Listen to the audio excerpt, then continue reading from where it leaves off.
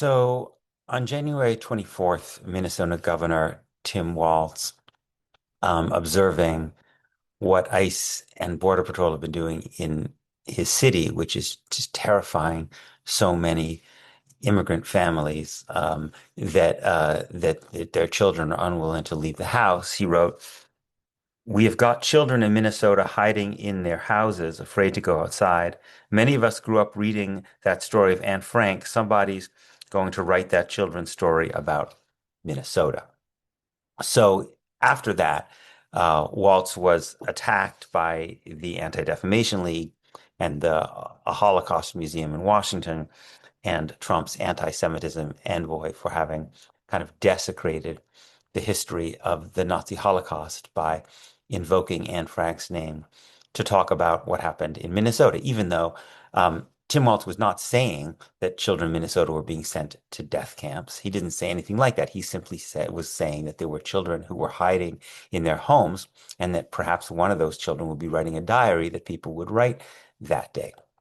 I mean, it's just important to make this should be an obvious point, but not every comparison of everything, not every comparison with the Nazis is to suggest that the thing being compared to the Nazis is involved in a process of mass extermination. The Nazis did many, many things in addition to the mass extermination of Jews and Roma and LGBT folks and others, right?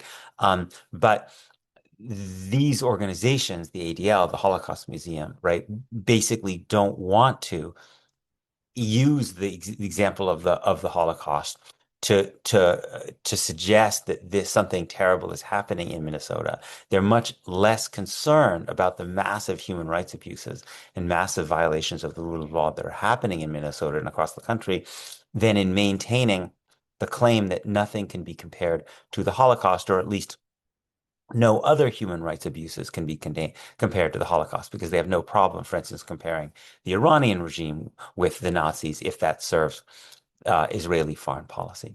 Interestingly, a few days after Waltz's comments, there was another analogy to the Holocaust, and this came from Moshe Boogie Ya'alon. Boogie is his nickname. Boogie Ya'alon is not a leftist radical. He was actually the head of the chief of staff of the IDF, and then he was Benjamin Netanyahu's defense minister from 2013 to 2016. And this is, I'm going to read you snippets of the translation of what Boogie Ya'alon wrote.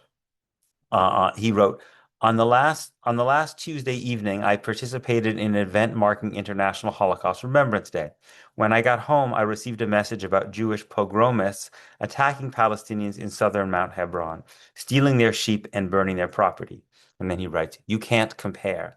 He goes on, after ambulances which tried to reach the scene were delayed by the Jewish terrorists, 3 Palestinians were evacuated to the hospital, one of them suffering from skull fractures. And then he says, quote, "No one can compare to the Holocaust that's happened to us." You see, he's actually mocking groups like the Anti-Defamation League and the Holocaust Museum who get more upset about analogizing things to the Holocaust than they do actually to brutal attacks on people's dignity. And he goes on, to this day, no Jewish terrorist has been arrested because Israel's police is controlled by a convicted criminal, a racist and fascist Kahanist. The Shin Bet is controlled by representatives of Jewish supremacy. And then he goes on, the ideology of Jewish supremacy, which has become dominant in the Israeli government, reminds one of the Nazi racial theory. And then he goes on, but it's forbidden to compare.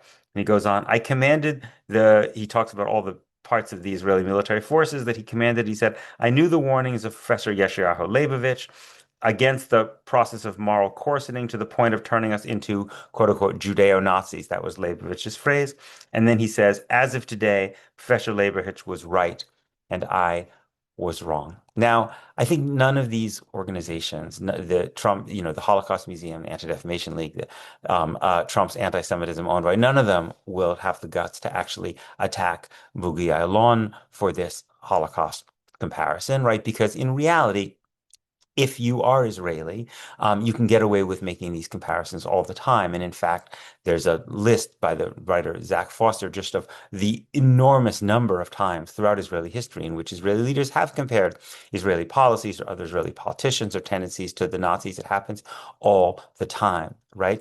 But the real divide here is between people who feel that the memory of the Holocaust against Jews should be used in order to try to defend the rights of vulnerable people who were being abused and persecuted and brutalized, even if, of course, they're not being abused and brutalized and persecuted in exactly the same way or to the same extent that Jews were when they were slaughtered by 6 million of them.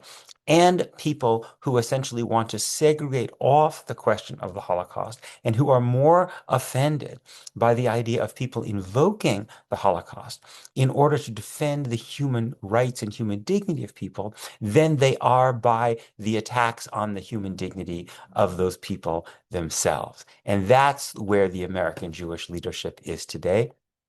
And it's striking that they are so morally coarse, even as in the wake of Israel having committed what human rights groups now call a genocide, even in the wake of Donald Trump committing human rights abuses in the United States, which are truly jaw-dropping in how frightening and profound they are, that still the American Jewish leadership is more upset about Holocaust analogies than it is by the actual abuses themselves, whereas Boogie Ya'alon, to his credit, is just fed up with this stuff and calling bullshit on it. And I think it's really refreshing to see.